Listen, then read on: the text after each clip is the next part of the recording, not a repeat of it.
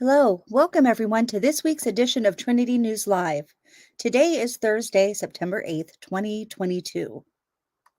There is so much going on at Trinity starting this weekend.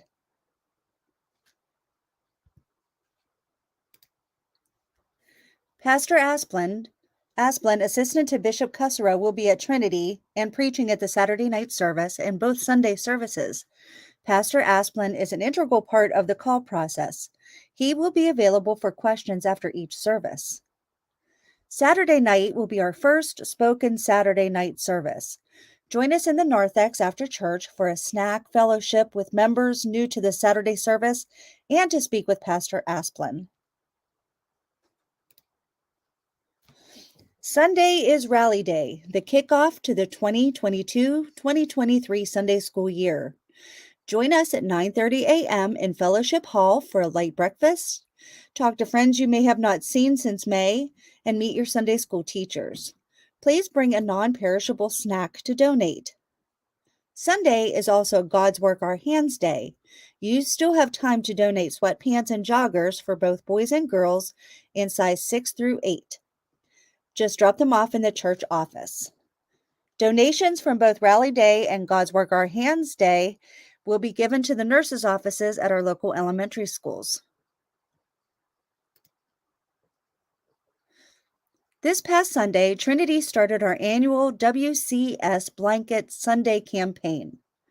Did you know that $10 provides one blanket, $50 gives blankets to an entire family, $250 stock shelter shelves with blankets before winter sets in? In 2021, congregational gifts provided over 183,000 CWS blankets and kits. For every $20 at Trinity, a red heart will be pinned to the banner in the sanctuary. Let's fill up that banner. To donate, please use the CWS blanket envelopes, checks payable to Trinity. If you do not have an official envelope, please write your name, envelope number, and the word blanket so your generous donation will support this campaign. You also have the option to give online at trinitylatrobe.com/donate.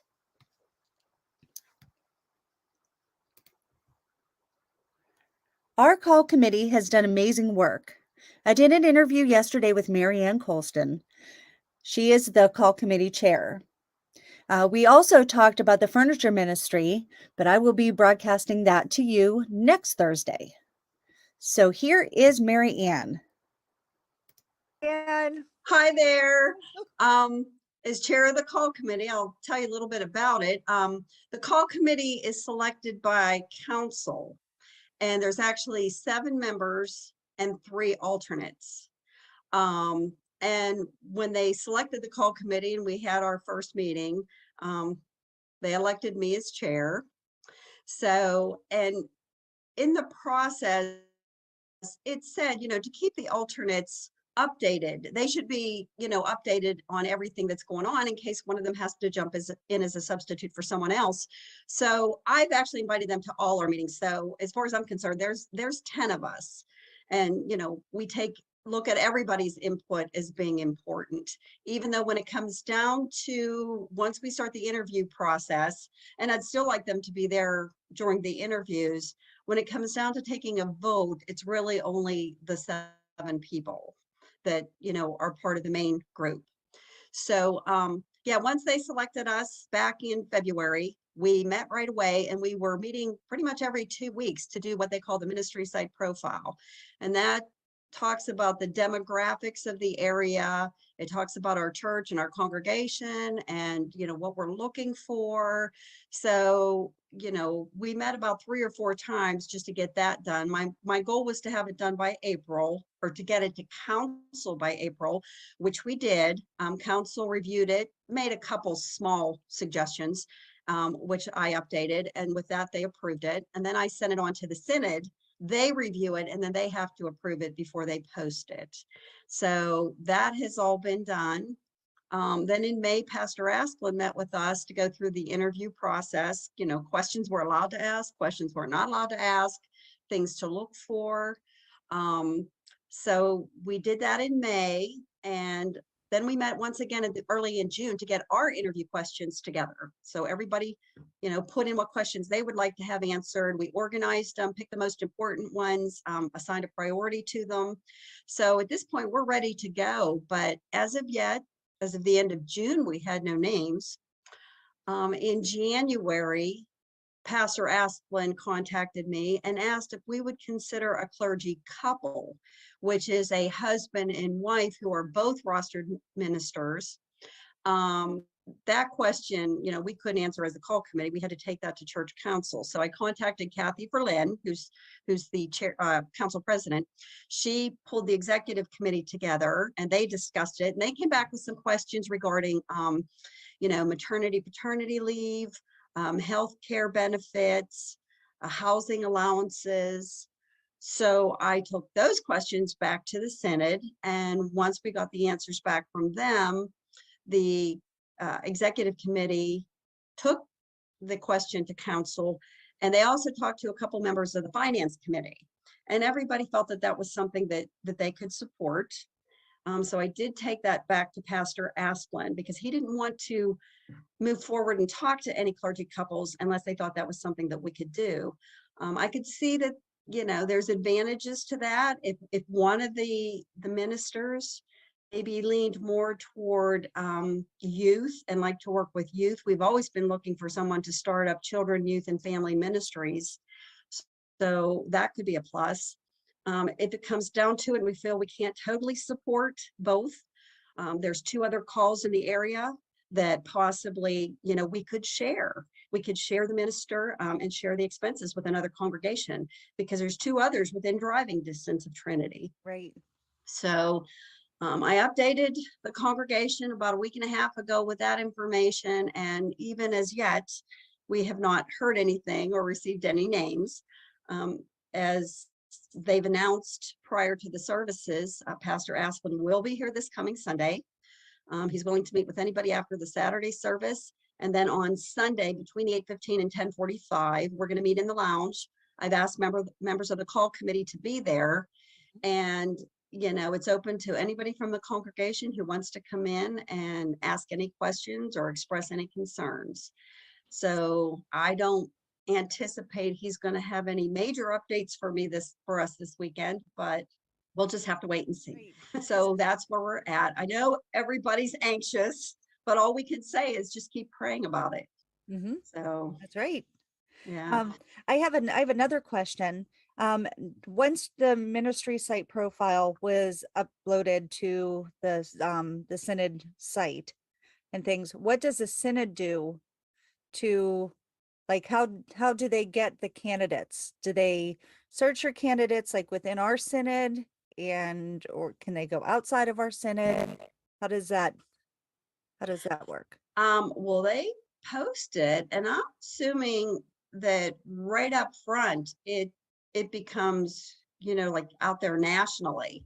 So I believe that people from other states who would possibly looking for, a change in scenery or wants to move back to Pennsylvania, I'm assuming they have access to it also.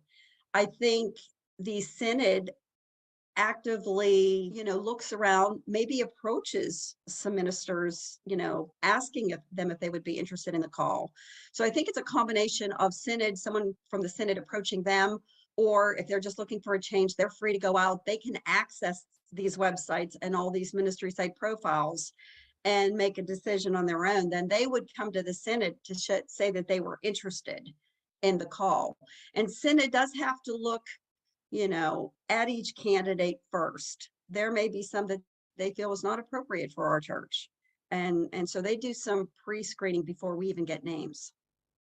Now, if we receive a name, name and resume and things, a recommendation from Synod, are we obligated to interview everyone if they have things that are not right that we feel that isn't right for our congregation?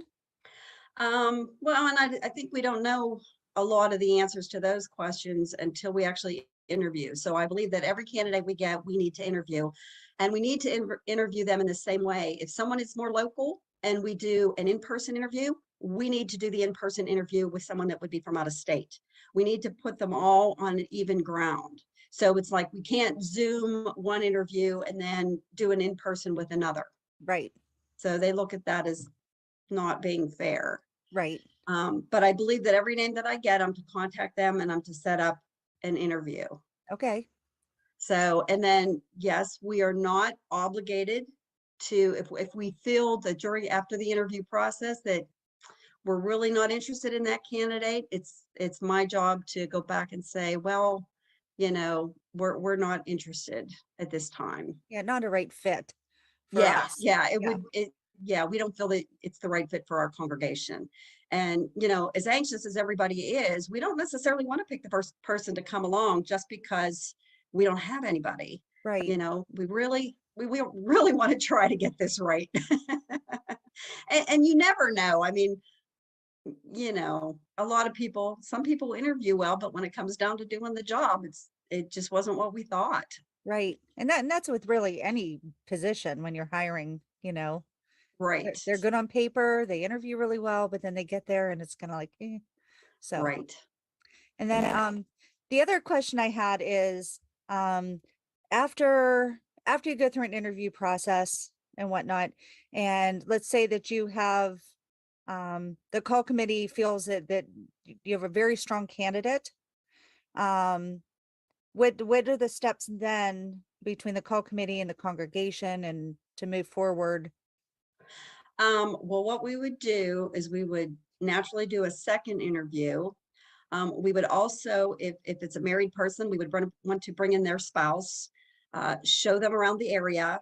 And then if we feel this is really a strong candidate that we were interested in, then we take it to council, and council actually gets an opportunity to interview them. And the last time that we interviewed someone for the assistant position, I was actually on council. So I'm familiar with how we did the interview process then. So then after council and the call committee together interview the candidate, then council will vote. And if they vote that they also like the candidate, then they take it to the congregation. We'll make arrangements for that person to come in and preach at all the services. And then the congregation will also, you know, be a part of that decision. Well, that's, So it is a process. yep, it is a process. That is for sure. But it's a good process that, like you said, you just don't want to take the first person Yes. that they, you know, they say, oh, we have this person, because they may not be the right person for us, but they could be right for the two, you know, local churches in the area that need somebody. They could be perfect for them, just not for us. So, Yes. yep. Yes. Well, that's fantastic, Marianne. Thank you so much. Well, you're quite welcome. And like I said, all I can say is for everybody to keep praying about it, that the Holy Spirit puts it on the heart of the right That's right. candidate so that we can get someone in here soon. That's right. Would you be willing to jump on with me again to keep updating the congregation on what's happening? Sure. Sure. Awesome. Yeah, we will definitely do that. Okay. What I can do too is, you know, after we meet with Pastor Asplin this weekend, if anything comes of that or we get any information, then I will let you know and we can update everybody online like this.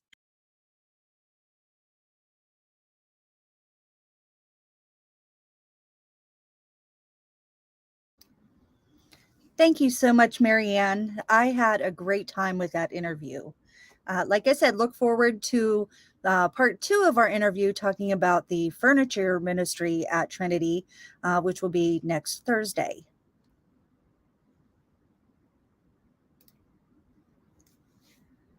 Trinity is proud to welcome Bishop McCoy back on September 17th and 18th.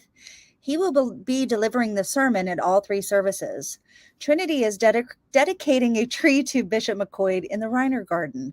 Watch for more details. The caregiver support group is being discontinued.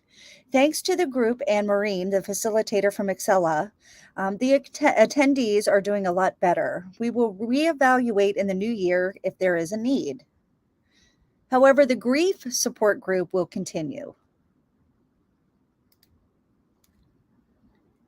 The kids are back in school, and the Shepherd Shop is in need of boys and girls clothing. Please drop off your donations in the church office. As a reminder, this Sunday is drive-through communion, and it will be from 12:15 to 1 p.m. Please excuse the graphic as it still says August. On Saturday, go and support the Blessed Virgin Mary Ukrainian Church on Route 982 for their first car show. It's from noon to 5 p.m. While you're enjoying the cars and music, get some amazing food, including their pierogies, homemade.